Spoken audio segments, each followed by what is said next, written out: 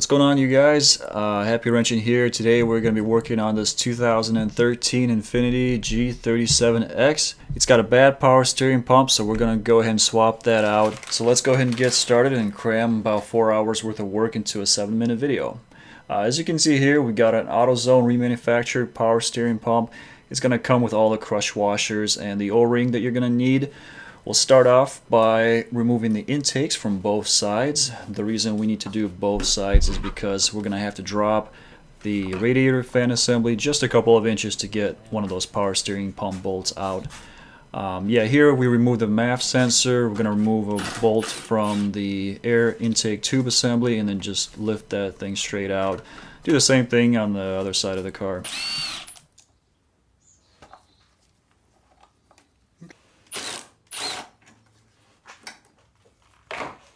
Yeah, so here you'll see why we removed that second intake. It's much easier to get to one of the bolts on this radiator fan assembly. Go ahead and take that out while you're at it. Next we're going to move on to the underbody cover. Just go ahead and remove all those bolts around that cover. I know some people might think this is a little bit overkill, but I like to remove that cover so it's easier to work on some of the hoses underneath the car. Next up, we're going to go ahead and remove the coolant overflow reservoir. It's just 2 bolts and then you unclip this hose. Go ahead and set it out of the way. Next on the list is the hose that goes from the power steering reservoir to the pump itself. It's just a couple of clips. You'll want to have a container or a paper cup like we have here to catch the fluid. And once all the fluid is drained, I'm going to go ahead and remove that hose completely. So once that was out of the way, we went ahead and took off the serpentine belt. There's no bolts to undo here, it's just a tensioner. You'll need to grab a 3/8 ratchet and slip that over the tensioner and then push that counterclockwise to undo the tension on the belt. Alright, so now that we got that belt out of the way, we're going to go ahead and move on to the 24mm banjo bolt that holds the power steering line to the pump.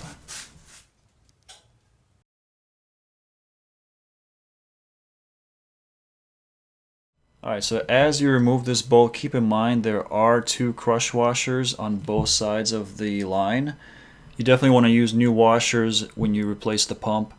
Next, we're going to go ahead and drop the radiator fan assembly a couple of inches. That's going to allow us to get one of those bolts out of the pump. You see here, we're going to remove the connectors from the radiator fan assembly, and then we'll unclip the wire harness. You can see that I'm doing the same thing on the other side. It's a single wire harness that has to be unclipped. And finally, there are a couple of hoses that are clipped into the plastic of the radiator fan assembly. Go ahead and undo those. What you want to do is lift up the radiator fan assembly a couple of inches and then drop it down.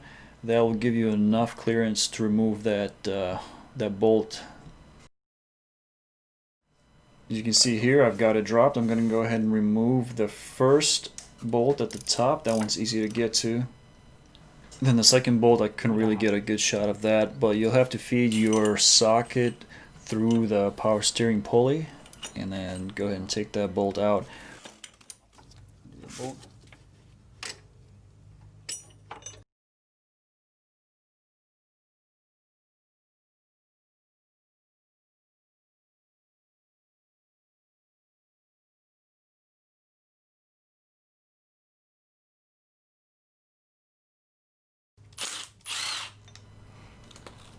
Alright, now we're going to go ahead and transfer the bracket and then the tube from the old pump to the new one. You want to go ahead and transfer this tube, but before you do that, don't forget to replace the O-ring. Now that I got that O-ring replaced, I'm going to go ahead and fill the power steering pump with some fluid and then install that tube. As for what type of fluid to use, you can go ahead and look on the cap that's on top of your power steering reservoir. In our case, it calls for Dexron fluid, and we went ahead with Valvoline ATF, which meets the Dexron VI specs, so that's what we used. At this point, we reinstalled the tube and then the bracket that came off the old power steering pump.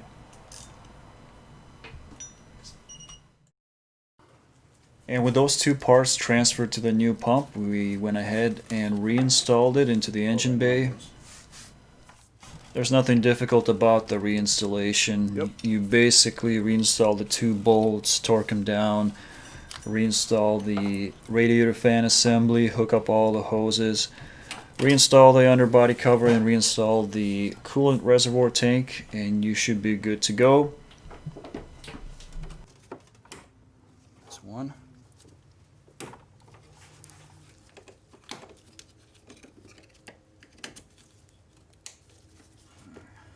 Can you see it? Yeah.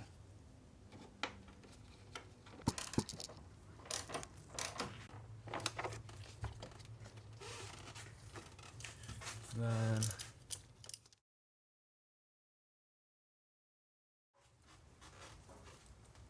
Any more?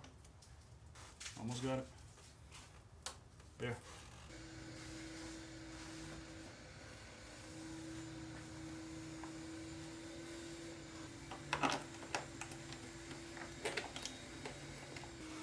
Just like that.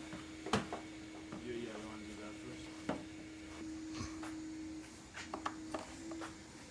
Almost done with the reinstall. At this point, we went ahead and used new crush washers on the banjo bolt. And then the torque for this bolt is anywhere from 37 foot-pound of torque to 50 foot-pounds of torque.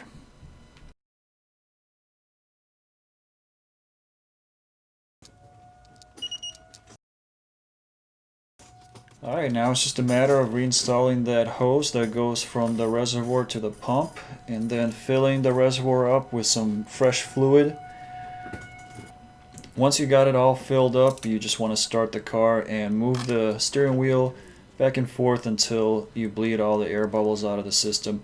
You'll probably hear a whine for a few seconds as you start it up, but that should go away once the fluid starts circulating. Alright guys, that's going to do it for this video. I'll see you guys in the next one.